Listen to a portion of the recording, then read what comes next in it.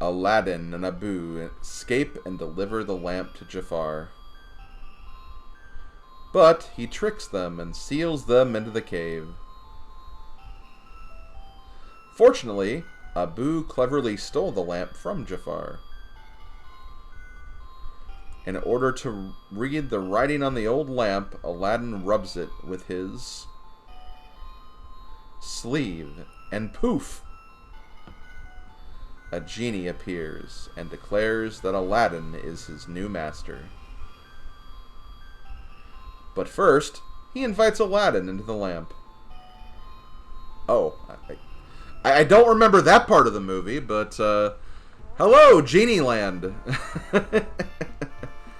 Okay, so as a kid, I loved this world. It can be kind of difficult because it's a lot of, like, really strict platforming, but, I mean, just look at this place. This place is so freaking cool looking. But yeah, hello everybody, SlimKirby here. Welcome back to the Aladdin playthrough. Hope you guys have enjoyed this playthrough so far. I've been having a blast with it, and I hope we have even more of a blast, because now we're in, crazy, silly Genie Land. And, you know, I just gotta say, like, you know, shout-outs to, you know, the man who left us way too soon, Robin Williams. Definitely an amazing character in the Genie. Great voice actor for the Genie. Perfect for the role, honestly. It was just so much fun, and just such a great performance overall.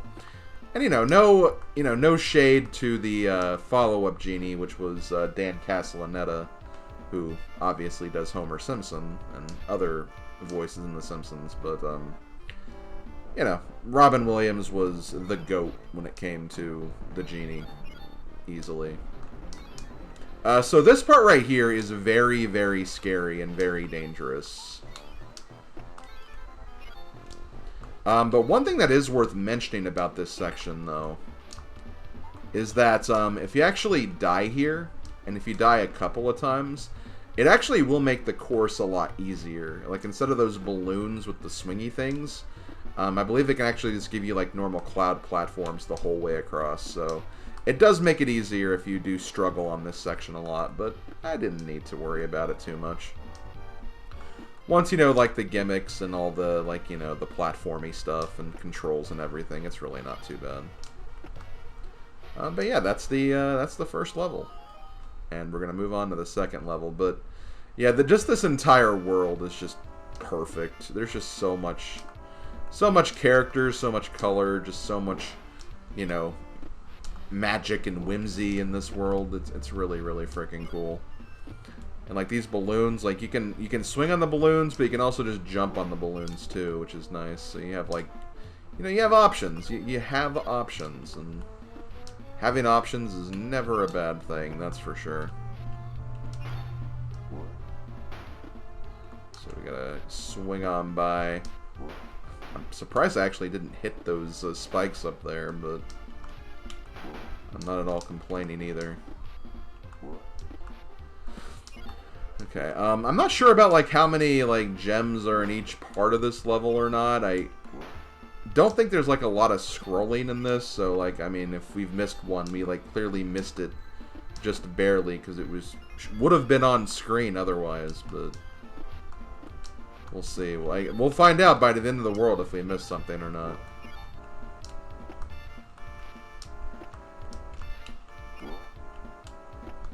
Okay, there we go. Then, of course, you have the Never Had a Friend Like Me song playing in the background as well. Perfect soundtrack usage for this level as well. Definitely, like, one of the best songs in Aladdin. I mean, all the songs in Aladdin are great. Let's be real.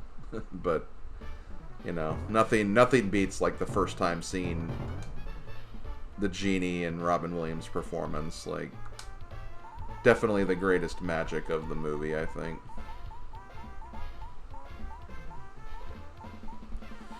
But yeah, as I said before, like, Aladdin was always my favorite Disney movie. Oh yes, thank God, we got it. We got the Genie face, the hardest thing to get on the wheel. Which again, he gives you full health. Oh, he actually gives you a health extension too. Okay, well, that's cool. I guess he doesn't give you a 1-up then. I thought he did, but apparently not. Apparently it's just a health extension. Okay, so this first part of this level is very interesting because we're obviously climbing on these genie tongues. Which is silly in its own regard, but still. It's good stuff, good stuff. But yeah, Aladdin was always my favorite Disney movie, but, you know, shout-outs to The Lion King as well, being a very close runner-up.